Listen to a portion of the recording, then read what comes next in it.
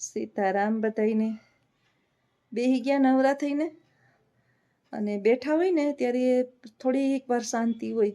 પંખો કરીએ એટલે એમ થાય કે આમ શીતળતા એવી કામ કરીને આઘા પાછા થયા હોય ને એટલે માણસને જે છે ને કંઈ હોવાતું નથી. ટાઢું હોય તો ઉપાધિ, ગરમ હોય તો ઉપાધિ. એટલે માણસ એવી વસ્તુ છે કે એને ગમે એટલું સુખ આપો ને એ ક્યાંકથી પોતાનું દુઃખ ગોતી જ લે.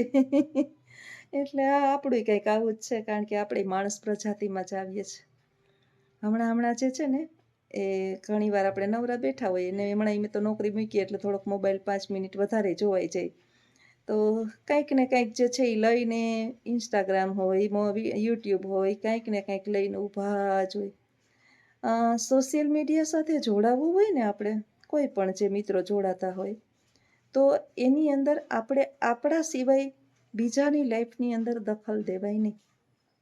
કોણ શું કરે, ક્યાં જાય, કેવી રીતે વિડીયા બનાવે, કઈ રીતે બનાવે, કયું કન્ટેન્ટ વાપરે અથવા તો શું બતાવે, એ ક્યાં આપણે પરાણે એમ કહે છે કે તમે જોવો ને જોવો.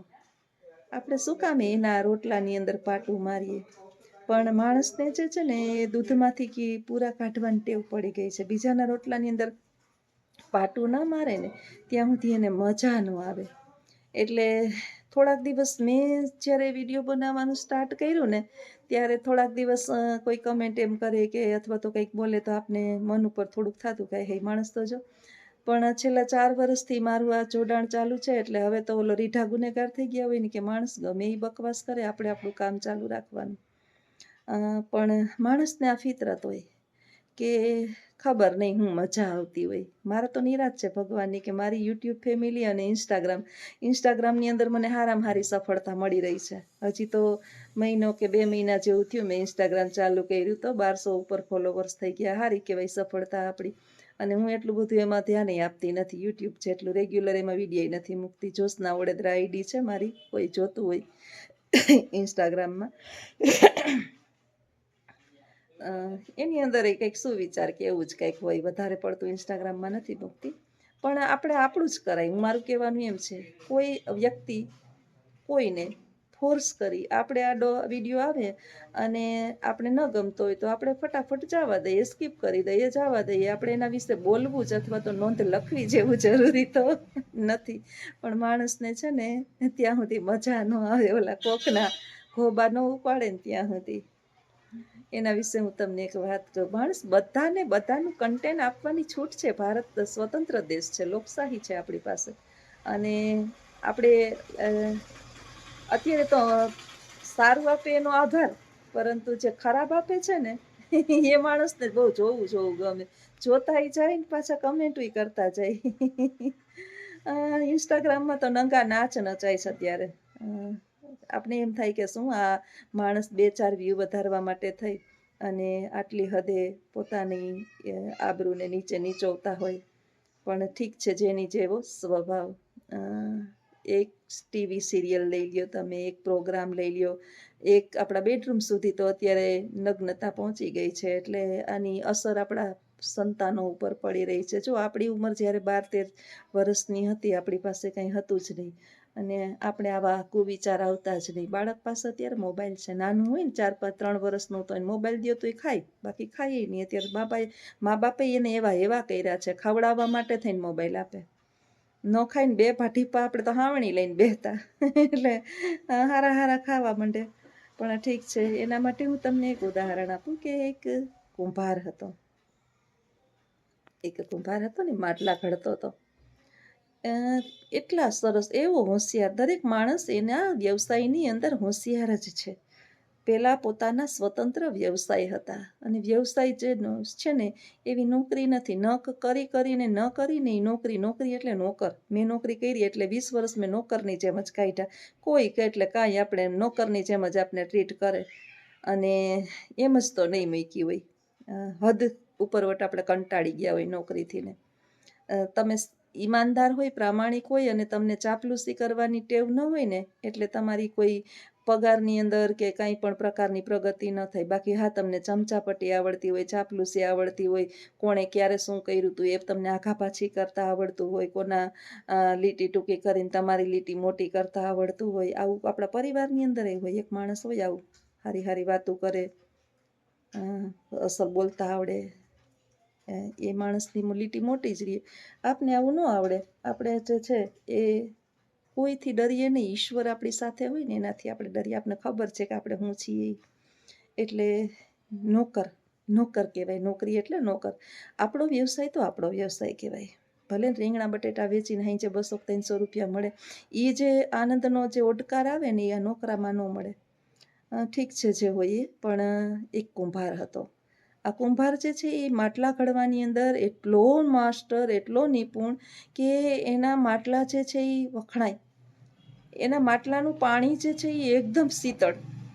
કાળઝાળ ગરમીની અંદર, પહેલાં ક્યાં ફ્રીજ હતા, એને ફ્રીજનું પાણી થોડું સારું છે.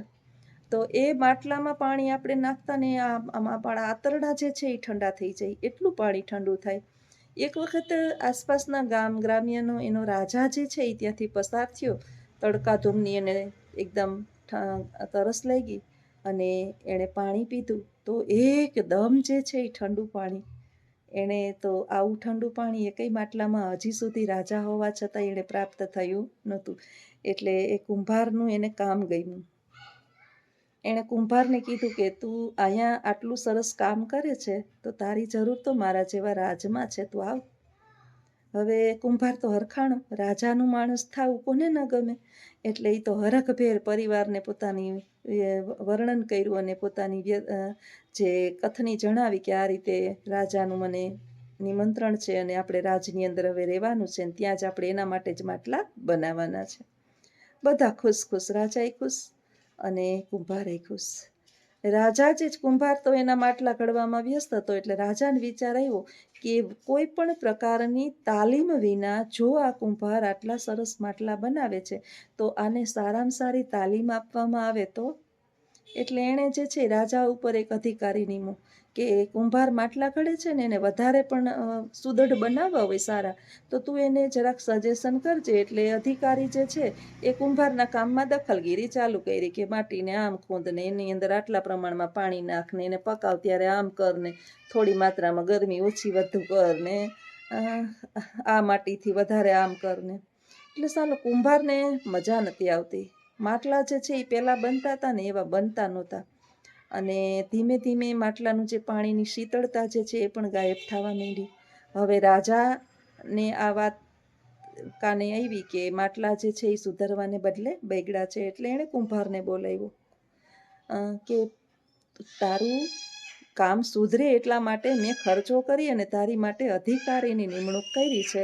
એમાં સુધારો આવવાને બદલે ઘટાડો કેમ આવ્યો છે? એટલે કુંભારે સરસ જવાબ આપ્યો કે હવે રાજા જીવાડે તોય ભલે ને મારે તોય ભલે, આજ મારે સાચું કહી જ દેવું છે. આમ કેટલુંક ટીપાઈને જીવવું. એટલે કુંભારે કીધું કે જો રાજા, આ માટલા ઘડવા ને એ અમારો જન્મજાત વ્યવસાય છે. અમને ગળથુથીમાં અમારા બાપ દાદાએ માટી ખૂંદવાનું શીખવું છે. હવે આમાં તમે આવા બે કોડીના અધિકારીઓને, જેને કંઈ માટીની ને કુંભારની વ્યવસાયની ખબર નથી પડતી, એવા અમારી મા ઉપર નેમી દ્યો છો અને એ એમને સજેસ્ટ કરે કે અમારે કેમ કરવું, તો એમાં તો ભૂલ થવાની છે. એના પ્રમાણે માટલા ઘડાય તો માટલા તો આવા જ બને. મને મારી રીતે માટલા ઘડવા દ્યો છે, હું બનાવતો હતો એટલે એ સારા જ બને છે. એટલે રાજાને ખરેખર ઘૂંટડો ઉતરો અને એના ઉપરથી અધિકારી જે છે એણે હટાવી દીધો. મૂળ વાત આ જ છે કે તમે કોઈ પણ વ્યક્તિ જે છે ને કામ કરે છે ને, એ જો સારું કામ કરે છે ને તો એની થાય તો સરાહના કરો, પણ એને તમે સલાહ ના આપો, એની ઉપર અધિકારીઓની નિમણૂક ન કરો. હવે આપણે જે છે એ શિક્ષણ મંત્રી આપણા કેવા હોવા જોઈએ? તો કે એ બાળકોને, નાના બાળકોથી લઈ અને મોટા બાળકોનું મગજ કેવું છે એ જાણી અને એ પછીના એને અનુસંધાને અભ્યાસક્રમ રાખી શકે અને એને જીવનની અંદર ઉપયોગી થઈ શકે એવા શિક્ષણ મંત્રી હોવા જોઈએ. એનું હું તમને એક ઉદાહરણ આપું કે ગાંધીજીને જે કહેતા હોઈએ અને એના વિશે આપણી જે ધારણા હોય એ પણ થાવ ગાંધીજી બુદ્ધિ વિનાના નહોતા. એણે એક સરસ મજાની ઉત્તર બુનિયાદી શાળાની સ્થાપના કરી હતી. તમે જુઓ, ઉપલેટા ધોરાજી વચ્ચે દુમિયાણી કરીને ગામ છે, ત્યાં ઉત્તર બુનિયાદી શાળા છે. હવે એ ઉત્તર બુનિયાદી શાળાઓ જ્યાં જ્યાં હતી ને ત્યાં બાળકો જે પ્રવેશ મેળવતા ને એ બાળકોને એની બુદ્ધિ પ્રમાણે ભણતર ભણાવવામાં આવતું. ને આપણા રાજા રજવાડાઓ પહેલાં આ જ કરતા હતા. 4 આપણી જે મહાન વિદ્યાપીઠો હતી ને એની અંદર આ પ્રકારે જ શિક્ષણ આપવામાં આવતું. બધાય કંઈ પંડિતો જ ન બનતા. મહાભારતના યોદ્ધાઓને તમે જોઈ લ્યો, ખાલી 5 પાંડવને તમે જોઈ લ્યો કે 5 પાંડવ એક જ માતા પિતાના સંતાનો. યુધિષ્ઠિર, ભીમ, અર્જુન ત્રણેય જે છે એ કુંતી માતાના પાંડવો પુત્ર, અને નકુલ ને સહદેવ આ બે જે છે એ માદ્રીના પુત્ર, એટલે 5 પાંડવ. આ 5ને જે છે એ એક જ બાબતની અંદર ગુરુ દ્રોણાચાર્યએ શિક્ષા આપી હતી. જો ભીમ જે છે ને બળવાન હતો, બુદ્ધિ જે છે એ યુધિષ્ઠિરમાં હતી. અર્જુન જે છે એ એકદમ નિશાનબાજ હતો. સહદેવ જે છે એ જ્ઞાની હતો, જ્યોતિષી. અને નકુલ જે છે એ બધા પશુ પક્ષીઓની ભાષાઓને સમજતો. હવે આ બધાને અલગ અલગ ગુરુ દ્રોણાચાર્યએ એની લાયકાત પ્રમાણે એને શિક્ષા આપી, એટલે એમાં સફળ બન્યા. ભીમને ગદા આપી કે આની અંદર બળ છે, એટલે એને મલ યોદ્ધો બનાવ્યો. અર્જુન જે છે એ ચકોર છે, એટલે એને ધનુર્વિદ્યા શીખવી. યુધિષ્ઠિર જે છે એ ખૂબ હોશિયાર અને રાજની ધુરા સંભાળે એવો છે, એટલે એને રાજગાદી સોંપે અને એ બાબતની શિક્ષા આપી. નકુલ જે છે એને પશુઓ પ્રત્યે ખૂબ પ્રેમ અને ભાષા સમજે, એટલે એને અશ્વપાલ બનાવ્યો. અને સહદેવને રાજ્યની અંદર તલવારબાજી શીખવી અને એક જ્ઞાતા તરીકે, જ્ઞાની તરીકે સ્થાપના કરી. દરેકને અલગ અલગ જ્ઞાન આપ્યું. હવે આ બધાને એક સરખું જ્ઞાન આપ્યું હોત બધાને તો એમાં સફળ થાત. આપણા વિદ્યાપીઠો 4 હતી એની અંદર આવું જ હતું. ઉત્તર બુનિયાદી શાળાઓ જે ગાંધીજીએ સ્થાપી હતી એની અંદર આવું જ હતું કે બાળકો જો કૃષિની અંદર એને શીખવામાં લઈ જવામાં આવે, એને સુથારી કામ આપવામાં આવે, એને લુહારી કામ, થોડું થોડું ઘણું બધું એની અંદર મેં જોઈ છે. ઉત્તર બુનિયાદી શાળાની અંદર હું એક વખત મુલાકાત મેં લીધી છે, એટલે મને ખબર છે કે ક્યાં બાળકોને કેવું શિક્ષણ અપાતું. એ ધીમે ધીમે બંધ થવા માંડી. બસ એક જ પ્રકારનું પુસ્તક, ગુજરાતી ખોલો, હિન્દી ખોલો, સંસ્કૃત ખોલો, વિજ્ઞાન ખોલો, ગણિત ખોલો, સમાજ વિદ્યા ખોલો, અંગ્રેજી ખોલો, બસ ખોલો. આવો જાઓ ભણો, હોમવર્ક. મારી બેનની ઘરે હું ગઈ ને તો ઓલા છોકરો જે છે એ 6ઠ્ઠામાં છે. 6ઠ્ઠાની અંદર 6 વિષયના એના પીરિયડ આવે.